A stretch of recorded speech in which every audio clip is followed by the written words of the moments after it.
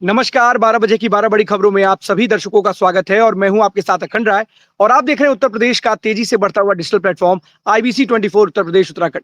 12 बजे की महत्वपूर्ण खबरों की शुरुआत करते हैं। आपको बता दें कल एक देर रात कानपुर में एक दुखद घटना हुई जिसमें 5 लोगों की जलकर मौत हो गई। आपको बता दें 5 मंजिला इमारत में आग लग गई थी जिसके बाद वहां पर 5 लोग मौजूद थे। उन 5 लोगों की इस हादसे में दुखद मृत्यु हुई। वो तस्वीरें आपको दिखाते सीधे कानपुर में, जहां पर इस घटना के बाद सीएम योगी ने जांच के आदेश दिए।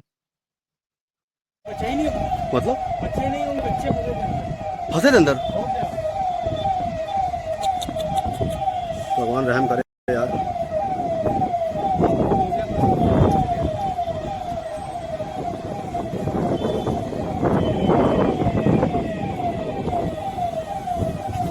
भैया ये जो आग लगी है क्या जानकारी है इसमें? क्या कुछ परिवार भैया मैं तो अपने घर में थी अभी अभी मुझे पता चली कि यहाँ आग लग गया, उसमें परिवार फंसा, मैं भागी आई। अब परिवार वाले तो रो रहे हैं कि मेरे बच्चे फंसे हैं। अब ये यहाँ अंधेरा भी है, कुछ दिख भी तो नहीं रहा है। अब देखो क्या है भैया, अब इन्हीं लोगों से पूछ रहे हैं। मुख्यमंत्री ने इस घटना को गंभीरता से लिया है। अरे भैया तब जब सब गंभीरता से लेगा, मुख्यमंत्री तो लेंगे, वो तो पूरे सबके तो मुख्यमंत्री है ना भैया।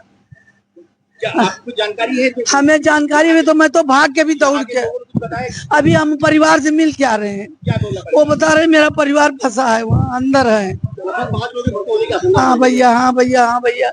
हटो जरा, इनसे कहीं जा कुछ लाइट व्यवस्था करे। बहुत दुखद घटना है। राजधानी लखनऊ में भी एक ऐसा ही हादसा हुआ जहां पर जो फैक्ट्री मालिक थे और एक लेबर वहां पर जो काम कर रहे थे उसकी भी जल करके मौत हो गई थी। ऐसे में आए दिन लगातार इस तरीके की आग घटनाओं में इस तरीके से लोगों की जान चली जाती है। सबसे बड़ी बात है कि जो तमाम जो फायर विभाग है उसको कम से कम है जहां पर फैक्ट्री चल रही है या कोई भी जहां पर कमर्शियल एक्टिविटी है वहां पर फायर की जांच जरूर करनी चाहिए, क्योंकि अस्पतालों की बात हो या इस तरीके की फैक्ट्रीज की बात हो या घरों में जहां गोदाम बनाए हुए हैं लोगों ने, वहां पर इस तरीके की घटना में ना सिर्फ लोगों की जिंदगी चली जाती है बल्कि आसपास पूरे इलाके में दहशत का माहौल फैल जाता है। हाल फिलहाल ये पूरी कानपुर में घटना घटित हुई और जो शव मिला है, अपनी एक बेटी का अपनी मां से लिपटा हुआ जो शव मिला है, ऐसे में एक लोगों को दुखी करने वाला वो जो तस्वीरें हैं वो अपने आप में लोगों को अचंभित और दुखित करने वाली हैं। आपको बता दें कि जिस तरीके से पहलगाम में हमला हुआ उस पर राजनीति तेज है। अब कांग्रेस के प्रदेश अध्यक्ष अजय राय ने सरकार पर हमला बोला है। उन्होंने एक खिलौना दिखाया है जिस पर राफेल लिखा हुआ है। उन्होंने राफेल को लेकर के एक तरीके से कहीं ना कहीं राफेल को लेकर के सवाल खड़े किए हैं कि आतंकवादियों पे आखिरकार कार्रवाई कब होगी। क्या कुछ किया कहा प्रदेश अध्यक्ष अजय राय ने, आपको सुनाते हैं।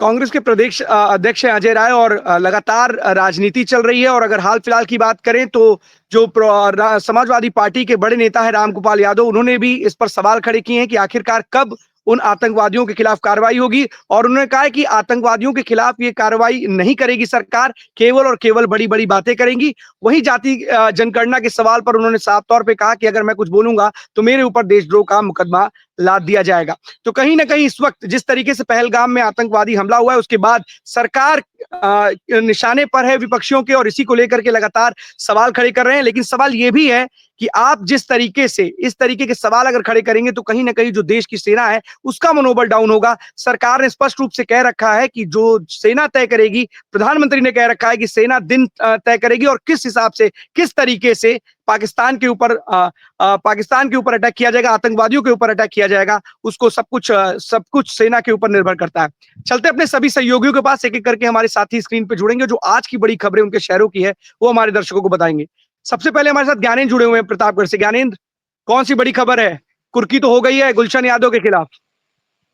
बिल्कुल अखंड, देखिए दो बड़ी खबरें हैं और दो की दोनों कुंडा से है और दोनों ज्वलनशील खबरें हैं। पहली खबर तो आपने बताई थी कि गुलशन यादव के घर कुर्की हो गई है, लेकिन कुर्की वो की गई है जहां पे 2022 में गुलशन यादव ने कार्यालय बनाया था। तकरीबन 1 करोड़ की संपत्ति अभी कुर्क की गई है, उस पे कंस्ट्रक्शन का काम चल रहा था और पुलिस ने उसे जब्त कर लिया, कुर्क कर लिया, बोर्ड लगा दिया। लेकिन अभी 6,15,555 रुपए की जो है कुर्की अभी बची हुई है। अब ये कब होगी ये देखने वाली बात होगी। 1 करोड़ के घर को कह सकते हैं घर या कार्यालय को इन्होंने कुर्क कर दिया है।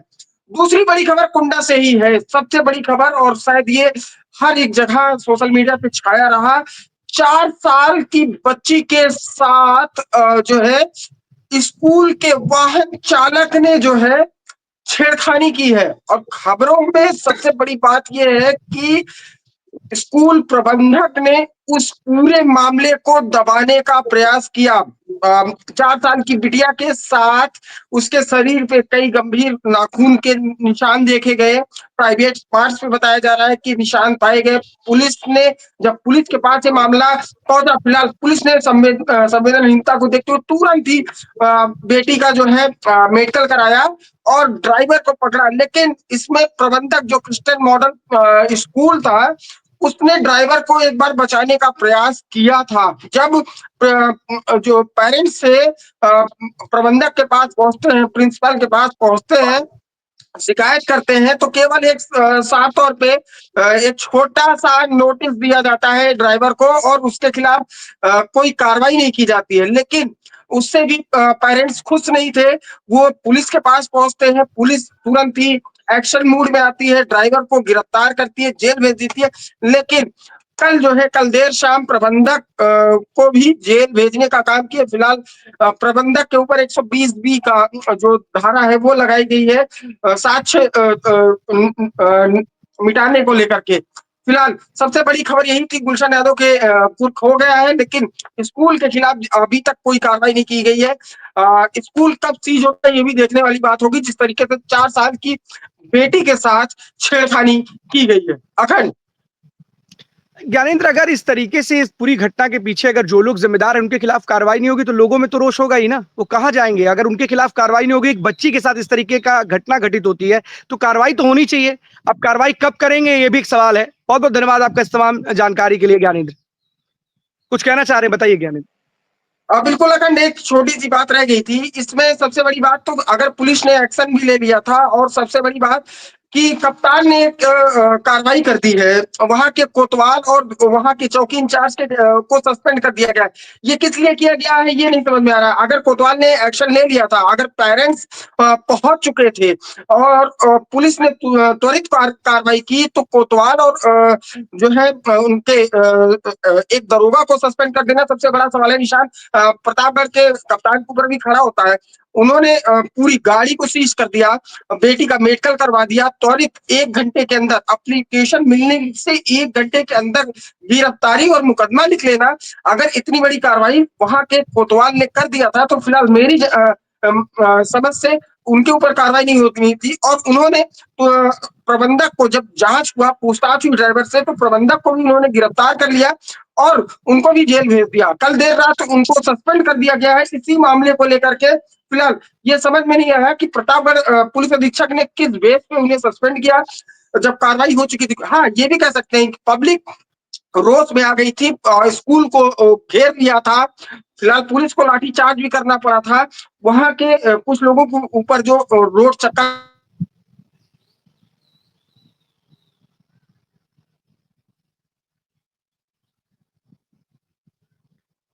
ज्ञानेंद्र से फिर से जुड़ेंगे लेकिन नेटवर्क का तो कुछ इशू लग रहा है। बताइए ज्ञानेंद्र, अगर बताइए। कार्रवाई, बिल्कुल, अगर देखिए कार्रवाई की गई है कोतवाल के ऊपर, तो ये समझ में नहीं आया। अगर उन लोगों ने पूरी कार्रवाई कर दी थी, प्रबंधक को भी जेल भेज दिया था, आगे का प्रोसेस चल रहा था, सीजिंग का प्रोसेस वो लोग स्कूल का करने ही वाले थे। लेकिन कल देर रात एक फरमान आया जिसमें एक इंस्पेक्टर, 2 दरोगा को सस्पेंड कर दिया गया है। अखंड ज्ञानेंद्र, बिल्कुल जिस तरीके से ये पूरी कार्रवाई की गई, कहीं ना कहीं सवालों के घेरे में जरूर है कि क्यों आखिरकार इस तरीके का एक्शन पुलिस अधीक्षक ने लिया है। फिलहाल देखने वाली बात होगी रोज के चक्कर में या फिर इसके पीछे कोई और वजह है, साफ तौर पर देखी जा सकेगी। हमारे साथ राहुल जी जुड़ चुके हैं। अरे अखंड, आप लोग बहुत बेहतरीन काम कर रहे हैं। मैं ऐसे जुड़ गया, देखा कि आप लोग और कहाँ से, किस लोकेशन से आप मौजूद हो अभी? मैं देख रहा हूँ बहुत ही शानदार लोकेशन है आपकी। इतनी गर्मी में 44 डिग्री टेम्परेचर में लखनऊ का ये कौन सा इलाका है? लखनऊ का एक बहुत बढ़िया इलाका है राहुल जी, और इस वक्त यहाँ का मौसम बड़ा सुहावना है। अगर आप देखेंगे तो यहाँ पर धूप बिल्कुल भी नहीं है और हल्के हल्के बादल छाए हुए हैं, क्योंकि कहीं ना कहीं बारिश की संभावना बताई जा रही थी, कल भी बताई जा रही थी, लेकिन आज बड़ा अच्छा, मौसम सुहावना है यहाँ पर। एक बात बताइए, ये आपने बचपन में ईद का चांद, ये मुहावरा सुना था कि नहीं? जी बिल्कुल सुना था जी। तो सरफराज आलम बड़े दिनों बाद दिख रहे हैं हमको। ज्ञानेंद्र तो रेगुलर रहते हैं, इंद्रवीर तो रेगुलर रहते हैं, अवनीश अवस्थी रेगुलर रहते हैं, सरफराज आलम ईद के चांद है, और एक अंश मिश्रा जुड़े थे कौशाम्बी से, वो तो जुड़ते दिखते चले जाते हैं। यहाँ पर डंके की चोट पे पत्रकारिता करना है भाई, जैसे इंद्रवीर सिंह कर रहे हैं, ज्ञानेंद्र कर रहे हैं और अखंड राय कर रहे हैं और ब्रजेश पांडे और अवनीश अवस्थी। तो अवनीश कानपुर जुड़े रहिएगा, अखंड आप जाइएगा मत, जुड़े रहिएगा, अच्छा लगेगा, दो एंकर एक साथ रहेंगे। अवनीश अवस्थी, आप कानपुर से आज की बड़ी खबर कौन सी है?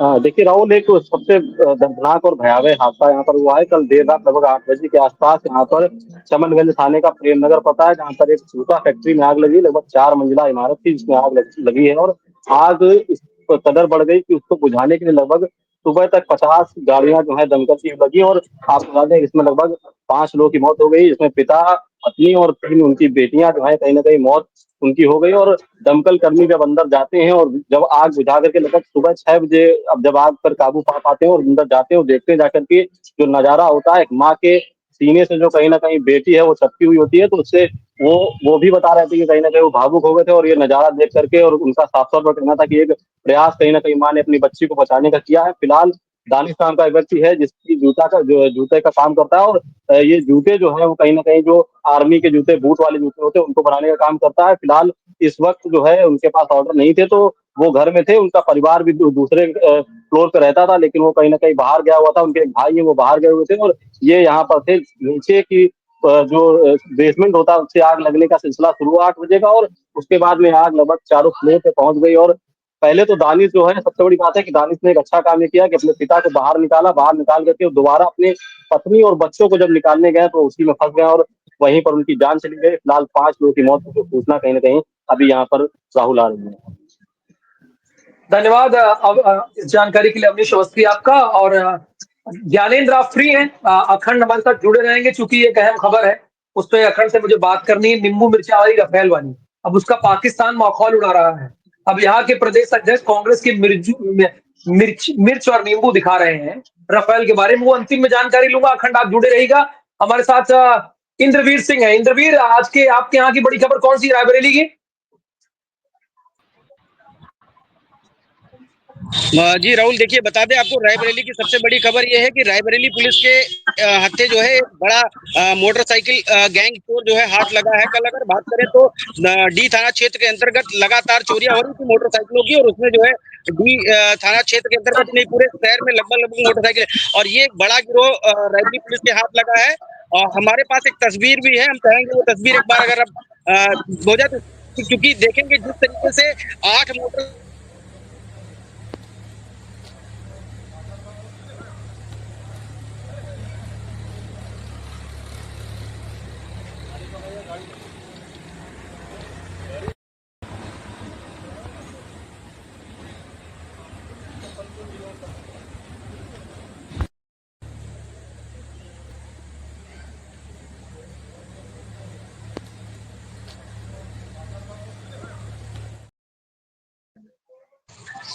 इंद्रवीर जी, तो कंटिन्यू।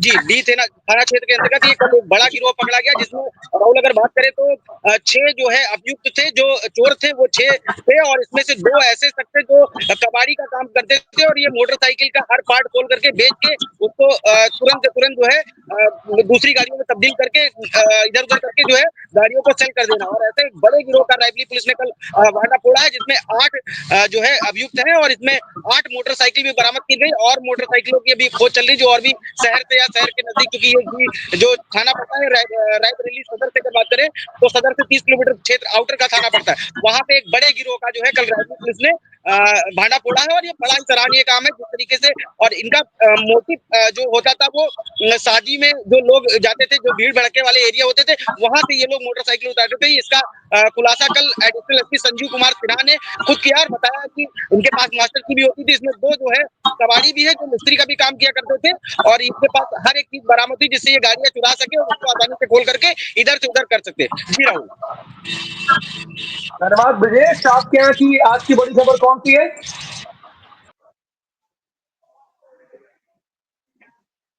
और ब्रजेश, आप उसके पहले आप खबर बताइए, लेकिन जैसे लोकेशन अखंड की है ना, वैसे लोकेशन आपकी भी दिख रही है, हरियाली में खड़े हुए हैं आप लोग। उत्तर प्रदेश की जनता को आमंत्रित कर रहे हैं कि आइए, आप भी उसी तरह जी लोकेशन बिल्कुल पकड़े सर। हैं। हाँ, शानदार।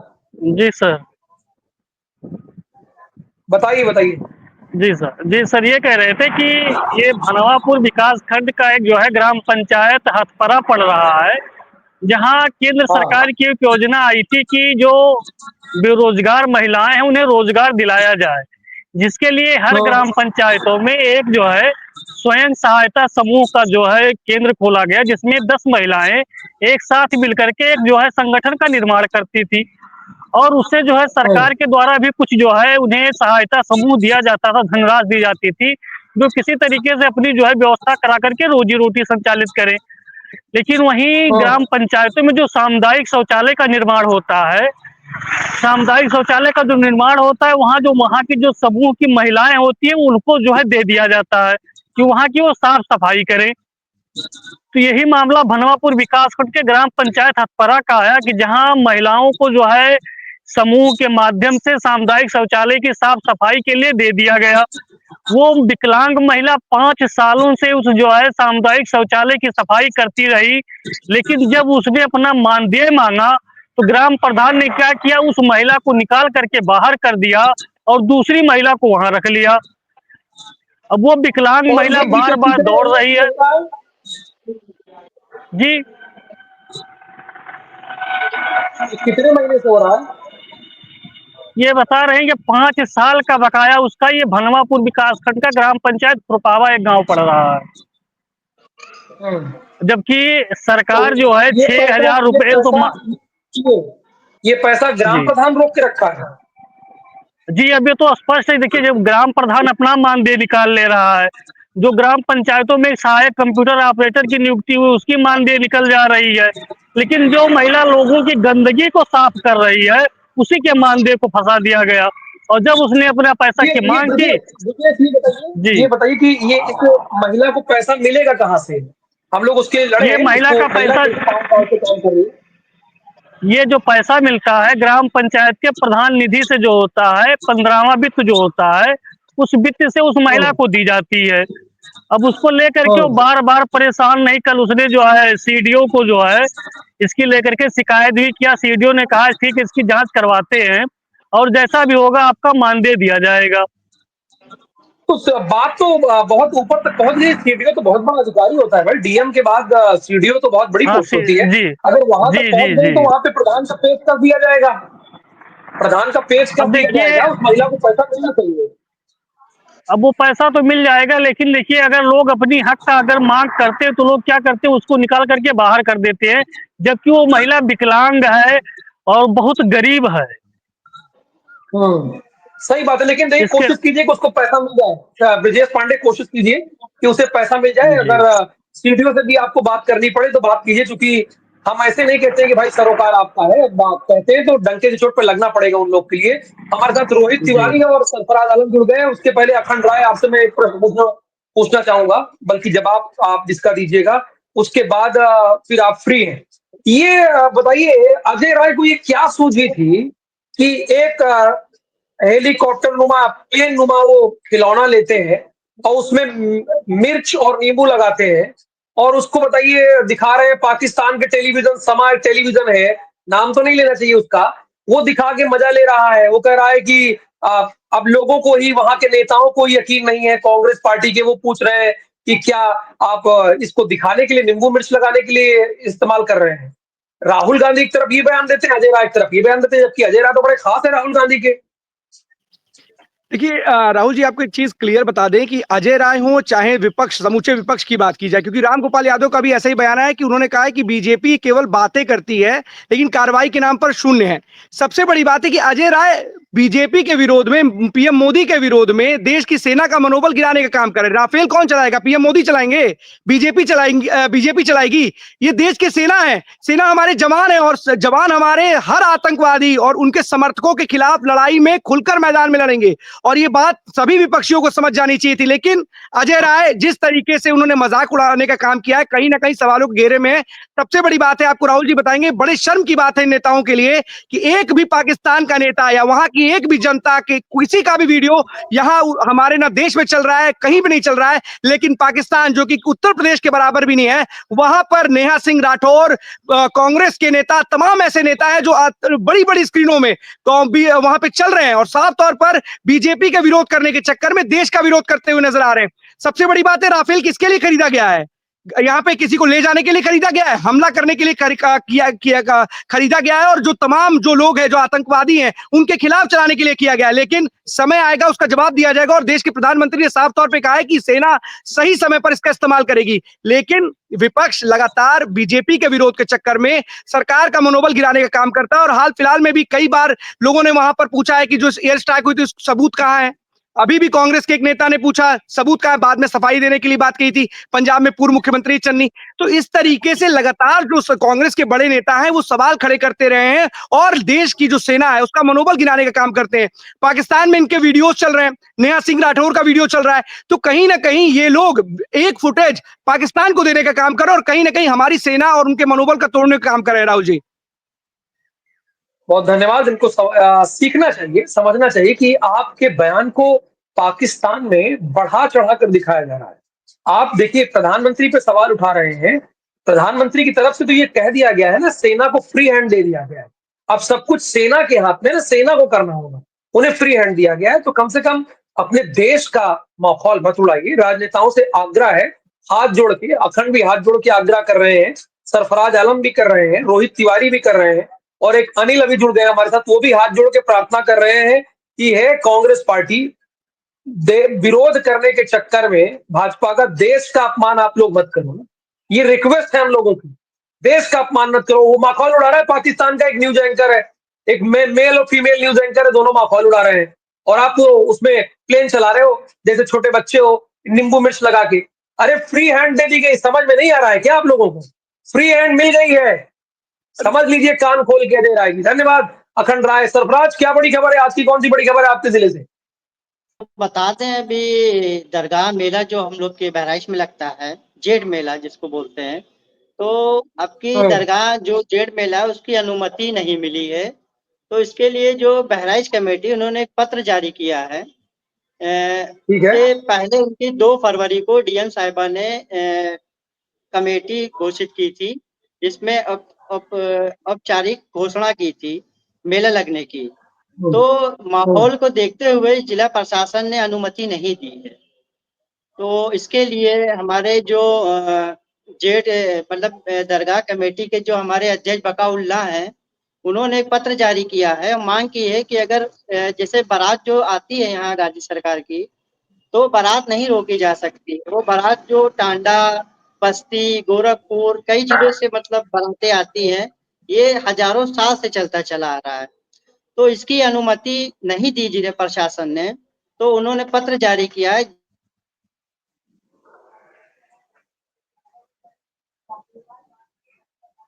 तो उनका ये कहना है कि अनुमति दे प्रशासन, क्योंकि इधर आतंकवादी हमला हुआ है और ये जो वक्त बिल के चलते जो धरना वगैरह चल रहा है, इस वजह से फोर्स नहीं तैनात हो पाई है, जबकि जो जोनल से भी हमारे वहाँ फोर्सें तैनात होती हैं। तो इसी कारण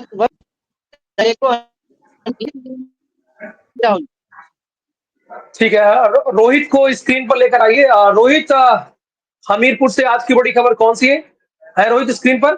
अभी थोड़ी देर पहले चले गए। अनिल हमारे साथ जुड़े हैं संभल से। अनिल, संभल से आज की बड़ी खबर कौन सी है? जी, संभल की बात करें तो अपनी बयानों से और अपने स्टेशन से जाने वाले अनुज चौधरी जो हैं, और उनको लेकर एसपी ने बड़ा फेरबदल किया है, जिनको संभल सीओ से हटाकर सनोसी सीओ बना दिया गया, और उनकी जगह पर एक नए आईपीएस आलोक कुमार को संभल क्षेत्र अधिकारी की कमान सौंपी गई है। अच्छा, ये क्यों हुआ है, ये थोड़ा डिटेल में बताइए, इसके पीछे वजह क्या है? दरअसल होली और जुम्मे को लेकर बयान आया था, जिसमें अनुज चौधरी ने कहा था कि साल में 52 बार जुम्मा आता है और एक बार होली आती है। एक बयानों को लेकर वो काफी चर्चित में रहे, और चर्चित में रहने के बाद में एक पूर्व आईपीएस है अमिताभ ठाकुर, जिन्होंने उसको लेकर आपत्ति जताई थी, और उसको लेकर फिर एक क्लीन चिट मिल गई थी उनको। तो उस बयान, होली वाले बयान पर अनुज चौधरी को क्लीन चिट मिल गई थी, लेकिन जब क्लीन चिट मिली तो क्लीन चिट पर भी अमिताभ ठाकुर ने, जो पूर्व IPS हैं और एक आजाद सेना के जो है अध्यक्ष भी हैं, उन्होंने दोबारा इस पर आपत्ति जताई कि मेरा भी पक्ष सुना जाना चाहिए, मेरी भी बयान सुने जाने चाहिए, ऐसे कैसे क्लीन चिट आप दे सकते हो। तो जो कप्तान है उन्होंने उनको 3 दिन का समय दिया है और हो सकता है आज उनका बयान दर्ज हो। 3 दिन के बयान के 3 दिन का समय देने के बाद में उनको मौका दिया गया था कि आप अपना बयान 3 दिन के अंदर और सबूतों के साथ में पेश करिएगा। उसके बाद जो है देखते हैं कि जो है उनको होली वाले बयान पर क्लीन चिट मिलती है या नहीं मिलती है। इसी दरमियान बीच में ही और जो है काफी सारे अधिकारियों के, जो उप निरीक्षक है और क्षेत्र अधिकारियों के जो है जनपद संबल में फेरबदल कर दिया गया। फेरबदल के दौरान जो संबल की अमित चौधरी है उनको चौथी की कमान सौंपी गई और न्यायालय सुरक्षा की और मॉनिटरिंग की भी कमान सौंपी गई है। वहीं नए एक और आलोक कुमार भाटी हैं जिनको जो है संबल सीओ की कमान सौंपी गई है। जी thank you so much Anil. आप रेगुलर जुड़ा करिए, अपने जिले की खबर बताया करिए यहाँ पर।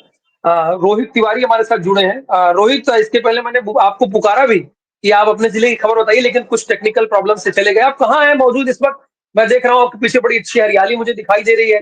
आज मेरे संवाददाता जहां मौजूद है, हरे भरे पेड़ वहां दिखाई दे रहे हैं। अच्छा लग रहा है, कम से कम अभी भी ये चीजें दिखाई दे रही हैं। तो ये बताइए कि हमीरपुर की आज की बड़ी खबर कौन सी है?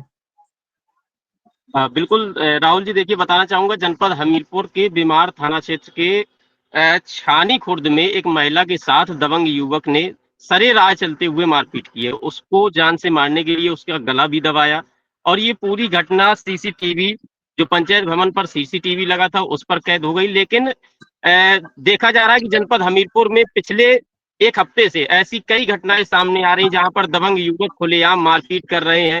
कहीं 3-4 युवक एक युवक के साथ में लाठियों से लगातार वार कर रहे हैं, तो कहीं एक महिला को सरेआम छेड़ा जा रहा है, बीच सड़क पर रोक करके उसके साथ मारपीट की जा रही है। हालांकि जब इसकी खबर IBC 24 ने दिखाई, ट्वीट की, तो इसके बाद बीमार थाना पुलिस नींद से जगी और उसने अब संज्ञान लिया है और मामले की जांच पड़ताल पर जुटी हुई है। राहुल जी, अच्छा, जितेंद्र श्रीवास्तव भी आ गए हैं। वाह जितेंद्र, तुरंत मैंने आपको ले लिया जैसे आप स्क्रीन पर आए। धन्यवाद रोहित इस पूरी इंफॉर्मेशन के लिए। इसको फॉलोअप जरूर दीजिएगा आप। जितेंद्र, आपके यहाँ की बड़ी खबर कौन सी है बस्ती की? जी बिल्कुल राहुल, जिस तरीके से अभी कुछ दिन पहले IBC में प्रोग्राम चला था कि DM और SP का हम लोगों ने रियलिटी चेक किया था कि किस तरीके से वर्क करते हैं, ऑफिस में आते हैं कि नहीं आते हैं, क्या जनता के लिए वो वाकई में एक्टिव है वर्क करने के लिए। फिलहाल जिस तरीके से जिलाधिकारी के खिलाफ हम लोगों ने बताया भी था कि उनके नंबरों की बात की जाए तो उनके परसेंटेज के आंकड़े बड़े अच्छे नहीं है, वहीं SP का काफी अच्छा माना गया था। लेकिन फिलहाल जिलाधिकारी का मैं इसलिए कह सकता हूँ कि लगातार कई दिनों से बात की जाए, क्योंकि जिलाधिकारी कार्यालय पे जो है कभी किसी गरीब व्यक्ति को अपनी जमीन के लिए, जो न्याय के लिए वहाँ धरने पे बैठना पड़ता है, उनके लिए उनके साथ जो है वर्तमान के जो विधायक है सुभाषपा के, उनको भी बैठना पड़ा। कुछ और भी जनमानस थे और भी जनता थी जो लगातार धरने में बैठी थी। फिलहाल किसी तरीके से वो मामला शांत हुआ, लेकिन वैसे अगर रिसेंटली बात की जाए तो DM कार्यालय से एक नया मामला सामने आ गया है कि जहां जिला अधिकारी कार्यालय पे एक व्यक्ति अपने परिवार के साथ पहुंचता है, एक अपनी पत्नी और एक छोटा सा दूध मुहता बच्चा लेके वहां पहुंचता है। लेकिन कहीं ना कहीं जिला अधिकारी कार्यालय पे कई बार वह पहुंचता है, ज्ञापन भी दिए, अपनी ही जमीन अपने ही मकान के लिए वो वहां पहुंच के न्याय न मिलने के कारण उसको पेट्रोल लगा के आग लगाने की कोशिश करनी पड़ती है। फिलहाल DM चैम्बर के ठीक बाहर, यानी अगर मैं मीटर की बात की जाऊं तो लगभग मेरे ख्याल से 5 से 10 मीटर की दूरी पे ही DM कार्यालय के चैम्बर के जस्ट बाहर ही जो है वो पेट्रोल डालता है, आग लगाने की जैसे ही कोशिश करता है। फिलहाल वहां पे जो अधिकारी या पुलिस जो बैठे रहते हैं तत्काल उसको वहां से बचा लेते हैं। लेकिन सवाल जो है राहुल जी अब भी यही खड़ा है, क्या अपने जमीन के लिए, अपनी मकान के लिए, अपनी चीजों के लिए क्या लोगों को न्याय नहीं मिल पा रहा है? क्योंकि ज्यादातर मामले जो अगर देखने को मिलते हैं वो जमीन से रिलेटेड ही मिलते हैं, क्योंकि प्रधानमंत्री आवास उसको मिला था, उसने मकान बनाया और उसके ही परिवार वाले उस पर कब्जा कर लिया। उसके भाई ने कई बार उसने तहसील में भी एक बार में ज्ञापन दिया, DM को दिया, लेकिन न्याय ना मिलने के कारण उसे ये कदम उठाना पड़ा। राहुल बिल्कुल सही कह रहे हैं आप जितेंद्र की। बताइए, अपने न्याय के लिए अगर आपको इस तरह का कदम उठाना पड़े कलेक्ट्रेट परिसर के बाहर या कहीं पर भी, तो इसमें दोष सिस्टम का है। आप किसी को इतना मजबूर कर दे रहे हैं कि वो आत्मदाह की कोशिश कर रहा है। ये नौबत ही क्यों आ रही है? नौबत आने ही न दीजिएगा। कल जितेंद्र एक काम करते हैं, जितने भी हमारे संवाददाता है, ये COG नंबर इन लोगों का उठता है या नहीं उठता है, जरा चेक करते हैं हम लोग। एक खबर लेते हैं और सीधे DM या SP को कॉल करते हैं ऑन एयर। आप यही आप ऑन एयर जुड़ेगा और मिलाइएगा। सबसे कल मैं बोलता हूँ कल जरा देखते हैं क्या हो रहा है भाई। ऐसे तो अन्याय की पराकाष्ठा है। उत्तर प्रदेश के मुख्यमंत्री योगी आदित्यनाथ ये साफ तौर पर कहते हैं कि लोगों को न्याय मिलना चाहिए और इसके लिए वो तत्पर दिखाई देते हैं, लेकिन ग्राउंड की स्थिति क्या है कि अब न्याय के लिए एक आदमी को आत्मदाह की कोशिश करनी पड़ रही है।